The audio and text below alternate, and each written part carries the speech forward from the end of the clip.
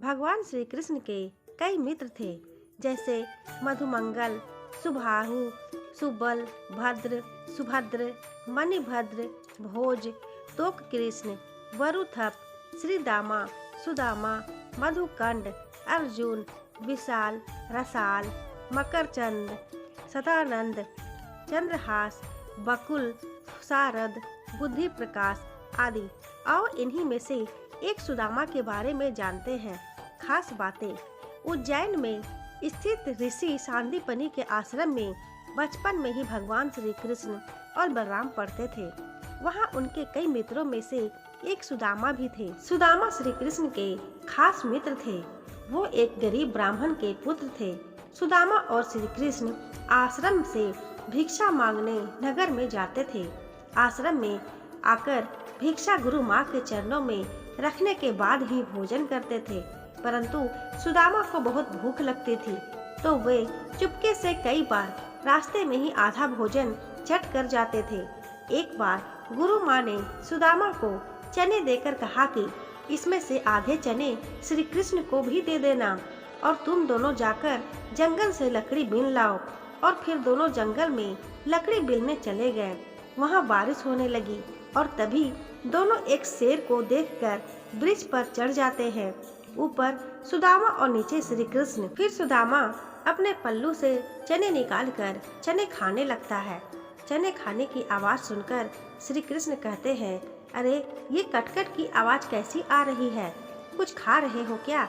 सुदामा कहता है कि ये तो सर्दी के मारे मेरे दांत कटकटा रहे हैं। यह सुनकर श्री कृष्ण कहते हैं, अच्छा बहुत सर्दी लग रही है क्या? सुदामा कहता है, हाँ। यह सुनकर श्री कृष्ण कहते हैं कि मुझे भी बहुत सर्दी लग रही है। सुना है कि कुछ खाने से शरीर में गर्मी आ जाती है, तो लाओ वो चने जो गुरु माता ने हमें दिए थे, दोनों बांट कर खा लेते हैं। यह सुनकर सुदामा कहता है, चने कहाँ हैं? वो तो पेड़ पर चढ़ते समय ही मेरे पल्लू से नीचे कीचड़ में गिर गए थे। यह सुनकर श्री कृष्ण समझ जाते हैं और कहते हैं, ओह यह तो बहुत बुरा हुआ। यह सुनकर नीचे की डाल पर बैठे श्री भगवान श्री कृष्ण अपने चमत्कार से हाथों में चने ले आते हैं और ऊपर चढ़कर सुदामा को देकर कहते हैं कि पेड़ पर फल तो नहीं, लेकिन मेरे पास ये चने हैं। सुदामा कहते हैं, यह तुम्हारे पास कहाँ से आए? तब श्री कृष्ण कहते हैं कि वह मुझे भूख लगती है ना। जब पिछली बार गुरु माता ने जो चने दिए थे वह अब तक मेरी अंटी में बंधे हुए थे। ले लो, अब जल्दी से खा लो। यह सुनकर सुदामा कहता है, नहीं नहीं, मैं इसे नहीं ले सकता। तब श्री कृष्ण पूछते हैं, क्यों नहीं ले सकते? सुदामा रोते हुए कहता है कि क्योंकि मैं इसका अधिकारी नहीं हूँ और मैं तुम्हारी मित्रता का भी अधिकारी नहीं हूँ। मैंने तुम्हें धोखा दिया है कृष्ण, मुझे क्षमा कर दो। कृष्ण कहते हैं, अरे जिसे मित्र कहते हो उससे क्षमा मांगकर उसे लज्जित न करो मित्र। इसी प्रकार एक बार श्री कृष्ण सुदामा को वचन देते हैं कि मित्र, जब भी तुम संकट में खुद को पाओ तो मुझे याद करना, मैं अपनी मित्रता जरूर निभाऊंगा। बलराम और श्री कृष्ण को आश्रम में भिन्न भिन्न कार्य करते थे। एक बार श्री कृष्ण, बलराम और सुदामा भिक्षा मांगने के लिए जाते हैं। एक द्वार पर खड़े होकर तीनों भिक्षामदेही कहते हैं, तो एक महिला अपनी बेटी के साथ भिक्षा लेकर बाहर आती है और कहती है, ब्रह्मचारियों आज आने में बहुत देर कर दी। यह सुनकर श्री कृष्ण कहते हैं, माता आज सारे आश्रम में सफाई करनी थी, बहुत काम था, इसलिए विलम्ब हो गया, आपको प्रतीक्षा करना पड़ा, उसके लिए क्षमा करें। यह सुनकर वह महिला कहती है, अरे क्षमा कैसी, मैं तो इसलिए प्रतीक्षा कर रही थी कि रोज तुम रूखी सूखी रोटी लेकर जाते हो। आज घर में मालपुआ बने थे तो मैंने सोच लिया तुम जल्दी आ जाओगे तो गर्मा गर्म खाओगे। देखो मैंने कपड़े में ढक कर मालपुआ गरम गरम रखे हैं तुम्हारे लिए। यह देखकर सुदामा का मन ललचा जाता है। वह कहता है, मालपुआ, आज मालपुए बने हैं? वह महिला कहती है, हाँ, आज घर में पूर्णमासी की पूजा थी। फिर वह तीनों को मालपुए देकर कहती है, अब इसे जल्दी से खा लो। गरम गरम खाने में आनंद आता है। सुदामा तो खाने ही वाला रहता है कि तभी श्री कृष्ण कहते हैं, नहीं माता, हम यहाँ नहीं खा सकते। वह महिला पूछती है, क्यों? तब श्री कृष्ण कहते हैं कि आश्रम का यही नियम है कि सारी भिक्षा गुरु चरणों में अर्पित कर दी जाए, फिर वह उसमें से जितना दे वही हमें खाना चाहिए। यह सुनकर सुदामा को अच्छा नहीं लगता है। यह सुनकर वह महिला गुरु के लिए भी मालपुए का एक पैकेट दे देती है। अब उन तीनों के पास 4 पैकेट हो जाते हैं। फिर तीनों वहां से चले जाते हैं। रास्ते में एक नदी के किनारे रुककर बलराम और श्री कृष्ण हाथ मुंह धोने जाते हैं। इसी दौरान सुदामा मालपुए निकालकर चुपचाप खाने लगता है। तभी श्री कृष्ण उसे मालपुए खाते हुए देख लेते हैं और मुस्कुरा देते हैं। फिर वह चुपचाप उनके पास पहुंचकर कहते हैं, तुम समझते हो कि मैंने कुछ नहीं देखा? तभी सुदामा पत्तल को मोड़कर मालपुए ढक देता है और कहता है, नहीं नहीं, मैं तो कुछ भी नहीं खा रहा हूँ। तब श्री कृष्ण कहते हैं, देखो, झूठ बोलना पाप है। यह सुनकर सुदामा कहता है, और ब्राह्मण को भूखा रखना भी पाप है। यह सुनकर श्री कृष्ण कहते हैं, मैं तुम्हें भूखा रख रहा हूँ। तब सुदामा कहते हैं, और क्या, उसने कितनी ममता से कहा था कि मेरे सामने खा लो, और तुमने आश्रम के सारे नियम बता दिए। तब श्री कृष्ण कहते हैं, नियम तो है, गुरुदेव को पता चलेगा तो वो क्या कहेंगे? यह सुनकर सुदामा कहता है, गुरुदेव को कैसे पता चलेगा? रोज हम 3 रोटी लेकर जाते हैं, तो आज भी 3 रोटी लेकर जाएंगे। हाँ, यदि तुमने गुरुदेव को न बता दिया तो।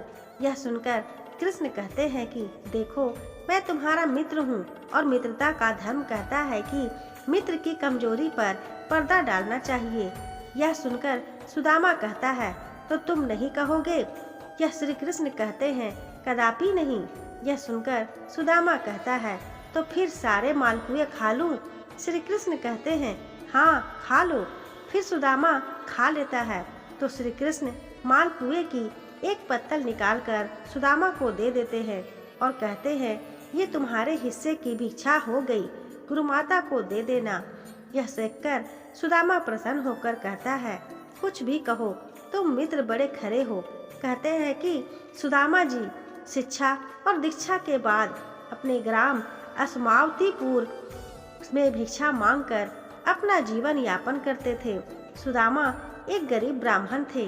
विवाह के बाद वे अपनी पत्नी सुशीला और बच्चों को बताते रहते थे कि मेरे मित्र द्वारिका के राजा श्री कृष्ण हैं, जो बहुत ही उदार और परोपकारी हैं। यह सुनकर एक दिन उनकी पत्नी ने डरते हुए उनसे कहा कि यदि आपके मित्र साक्षात लक्ष्मीपति हैं और उदार हैं, तो आप क्यों नहीं उनके पास जाते हैं? वे निश्चित ही आपको प्रचुर धन देंगे, जिससे हमारी कष्टमय गृहस्थी में थोड़ा बहुत तो सुख आ जाएगा।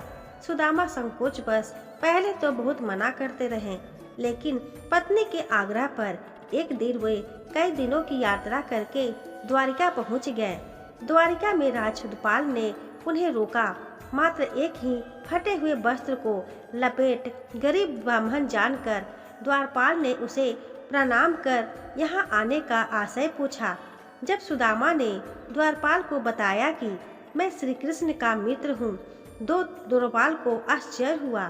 फिर भी उसने नियमानुसार सुदामा जी को वहीं ठहरने को कहा और खुद महल में गया और श्री कृष्ण से कहा, हे प्रभु, फटे हाल दीन और दुर्बल ब्राह्मण आपसे मिलना चाहता है, जो अपने आप को आपका मित्र सुदामा बतलाता है। द्वारपाल के मुख से सुदामा नाम सुनकर प्रभु शुद्ध बुद्ध खोकर नंगे पैर ही द्वार की ओर दौड़ पड़े। उन्होंने सुदामा को देखते ही अपने हृदय से लगा लिया और प्रभु की आंखों से आंसू निकल पड़े। वे सुदामा को आदर पूर्वक अपने महल में ले गए। महल में ले जाकर उन्हें सुंदर से आस पर बिठाया और रुक्मिणी संग उनके पैर धोए। कहते हैं कि प्रभु को उनके चरण धोने के जल की आवश्यकता ही नहीं पड़ी। उनकी दीनता और दुर्बलता देखकर उनकी आंखों से आंसुओं की धार बहने लगी। स्नान, भोजन आदि के बाद सुदामा को पलंग पर बिठाकर श्री कृष्ण उनकी चरण सेवा करने लगे और गुरुकुल में बिताए दिनों की बातें करने लगे। बातों ही बातों में यह प्रसंग भी आया कि किस तरह दोनों मित्र वन में समिधा लेने गए थे और रास्ते में मूसलाधार वर्षा होने लगी तो दोनों मित्रों एक वृक्ष पर चढ़कर बैठ गए। सुदामा के पास एक पोटली में दोनों के खाने के लिए गुरु माता के दिए हुए कुछ चने थे, किंतु वृक्ष पर सुदामा अकेले ही चने खाने लगे। चने खाने की आवाज सुनकर श्री कृष्ण ने पूछा कि क्या खा रहे हो सखा। सुदामा ने यह सोचकर झूठ बोल दिया कि कुछ चने श्री कृष्ण को भी देने पड़ेंगे। उन्होंने कहा, कुछ खा नहीं रहा हूँ, यह तो ठंड के मारे मेरे दांत कड़कड़ा रहे हैं। इस प्रसंग के दौरान ही श्री कृष्ण ने पूछा, भाभी ने मेरे लिए कुछ तो भेजा होगा। सुदामा संकोच बस एक पोटली छिपा रहे थे। भगवान मन में हंसते हैं कि उस दिन चने छिपाए थे और आज तंदुल छिपा रहा है। फिर भगवान ने सोचा कि जो मुझे कुछ नहीं देता मैं भी उससे कुछ नहीं देता, लेकिन मेरा भक्त है तो अब इससे छीनना ही पड़ेगा। तब उन्होंने तंदुल की पोटली छीन ली और सुदामा के प्रारब्ध कर्मों को छीन कर हेतु तंदुल को बेहद चाव से खाया था। फिर सुदामा ने अपने परिवार आदि के बारे में तो बताया, लेकिन अपनी दरिद्रता के बारे में कुछ नहीं बताया। अंत में प्रभु ने सुदामा को सुंदर सैया पर सुलाया। फिर दूसरे दिन भर पेट भोजन कराने के बाद सुदामा को विदाई दी, किंतु विदाई के दौरान उन्हें कुछ भी नहीं दिया। रास्ते भर सुदामा सोचते रहे कि हो सकता है कि उन्हें इसी कारण से धन नहीं दिया गया होगा कि कहीं उनमें अहंकार न आ जाए। यह विचार करते करते सुदामा अपने मन को समझाते हुए जब घर पहुँचे तो देखा उनकी कुटिया के स्थान पर एक भव्य महल खड़ा है और उनकी पत्नी स्वर्ण आभूषणों से लदी हुई तथा सबिकाओं से घिरी हुई है। यह दृश्य देखकर सुदामा की आंखों से आंसू निकल आया और वे सदा के लिए श्री कृष्ण की कृपा से अभिभूत होकर उनकी भक्ति में लग गए। जय श्री कृष्ण। दोस्तों, आपको ये कहानी कैसी लगी हमें कमेंट करके ज़रूर बताइएगा। कहानी पसंद आई हो तो वीडियो को लाइक करें, शेयर करें। चैनल पर नए हैं तो चैनल को सब्सक्राइब जरूर करें। मिलती हूँ ऐसी ही एक और नई कहानी के साथ। धन्यवाद।